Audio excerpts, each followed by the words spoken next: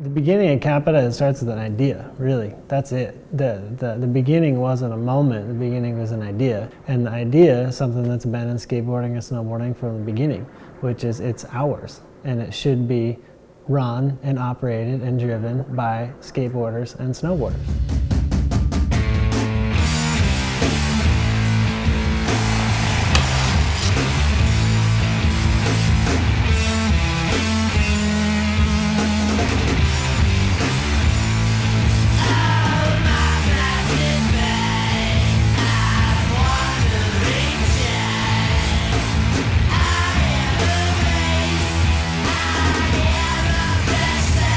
It wasn't like a fuck you attitude, but it was a very like, we're creative and we're gonna show how creative we are in the art, in the way we snowboard, in everything. It was like a brand that was so new, so ahead of its time.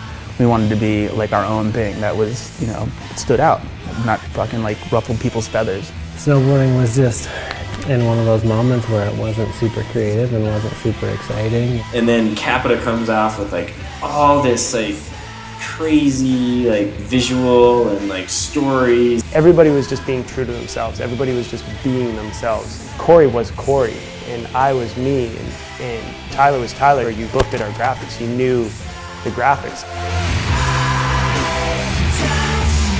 It came from street art, it came from fine art, it came from painting, or just inside our minds, and we just let it out. It was things that no one has ever put on snowboards because no one else did it, so no one else wanted to do it. It had a vibe that you couldn't quite put your finger on. It had a creative energy that was like no other company out there. Even if you probably rode for a bigger company, there was a lot of people that wanted to ride for CAPiTA because one, it was the underdog, and then when you start doing things that are innovative, you create this momentum that is really powerful.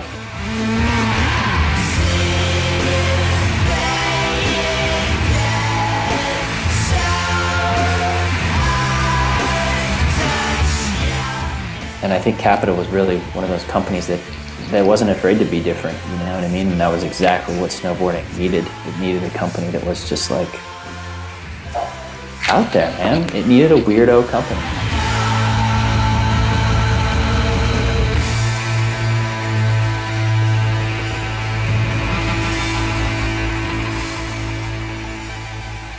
In the beginning we had these super big aspirations of kind of delusions of grandeur that would be easy to get financing and easy to make great product and easy to secure great distribution and easy to do all these things, and it was easy to do none of those things. What ended up being our reality was an underfunded, understaffed, kind of against all odds company. The songs were super loud, so I couldn't tell her.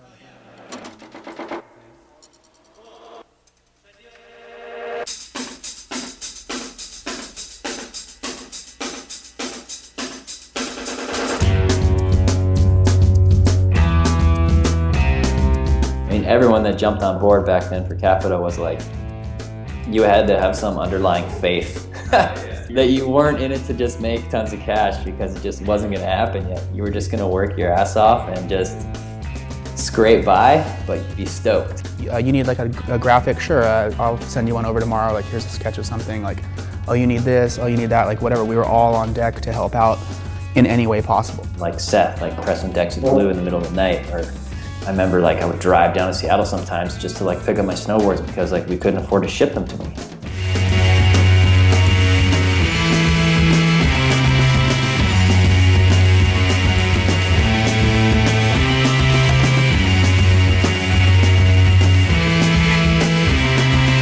The only real thing of value that we had was our, drive and determination and right or wrong, kind of doing things, doing things our way. You have this small company that literally just, those guys put everything they had into it, their heart and soul.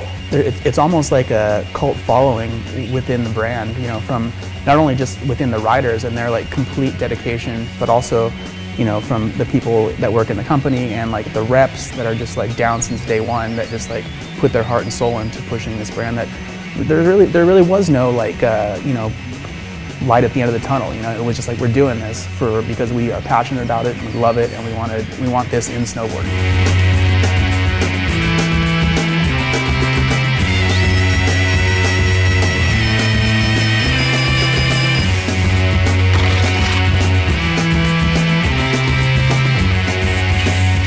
We had a lot going for us. I think we had a lot of positive momentum, and we were making really cool product designs, and we had team and energy and attitude, and we had a lot of these things that were great, but the one thing we're really lacking was financial resources and infrastructure. I mean, we needed both. We needed money bad, and we needed some help too.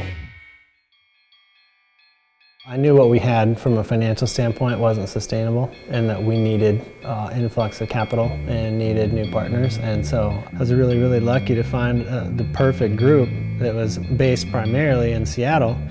You know, in short, they just said, hey, you guys have something special, but it's kind of fucked up, you know, and for you to succeed, this manufacturing part needs to be fixed. Really, I didn't know where a lot of the factories in the world were, but I knew that the best skis and snowboards in the world over the last like 80 years had been built in Austria. So I just booked a ticket to go to Austria. CAPiTA was so small, I think Austria was just even like, why are you even here? Like, you're gonna make like something like, I don't know, a couple thousand snowboards, which for them was just like just nothing. At this time, nobody at the company, nobody had an idea of CAPiTA, who they are, who the fuck they are, you know. My boss approached me, you know, and I told him about CAPiTA. They're interested, but he said, just go out of here, you know, move out of my office. You have other priorities. They probably didn't need us as a customer. I definitely don't think they needed us, but we needed them, and so we just kind of pushed our way in.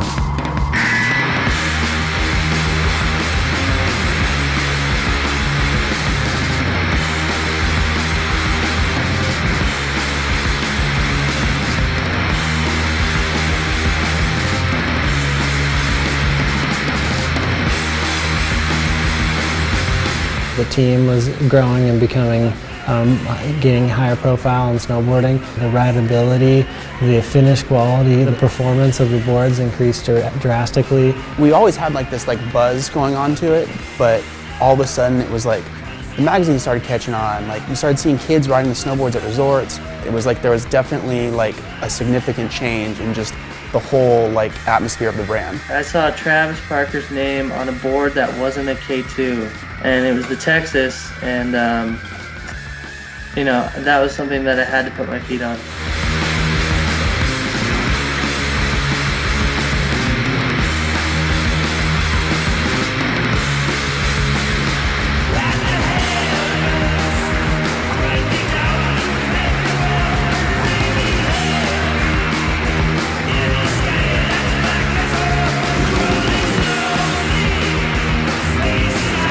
It's been awesome. And before I was on, it was awesome. There's never been a dull moment to CAPiTA. It's always been moving in a good direction. You know, now we have like this new crop of riders and new crop of athletes and all this stuff, and they're still in every way like carrying the exact same torch that we did when we first started CAPiTA. It's more than just snowboarding as a sport. You know, it's a lifestyle. It's an art form. It's everything. It's what we're passionate about and what, you know, we're dedicating our lives to. I know CAPiTA is going to be around. I know they give a shit about snowboarding. It's not just something that they feel like investing in this week. This is like they're all in. They're putting everything in, and I feel really lucky to be one of the few riders that's part of that.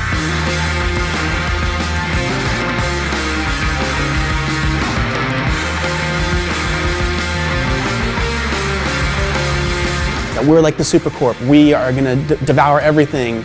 You know, like all these like slogans that were tongue-in-cheek, but it was also kind of like people were like kind of believing it. The funny and ironic thing is that we do devour everything. We're here to fuck shit up, and we're taking over.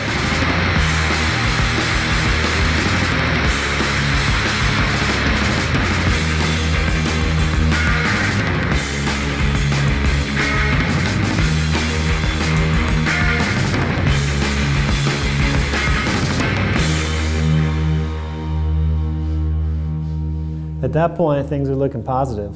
but out of nowhere, the factory that helped us build our brand declared bankruptcy. All the brands that were producing there started to scramble for other production, and it was just a really scary time with all the uncertainty.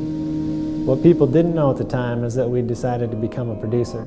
We already owned land and had pieces in place to build a new factory, so we saw this as an opportunity and took a leap of faith. We bought the Elan factory out of bankruptcy, and that enabled us to retain employees, keep key machinery that we wanted, and really gave us more time to build out the new facility.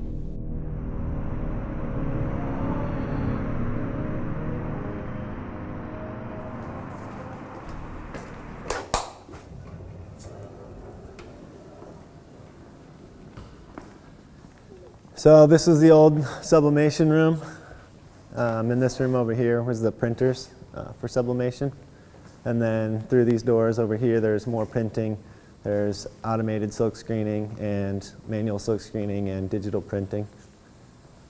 And we came here, 2002. It's been 13 years, and this factory changed the history of the company. So it's just kind of, it's just surreal to see it empty like this.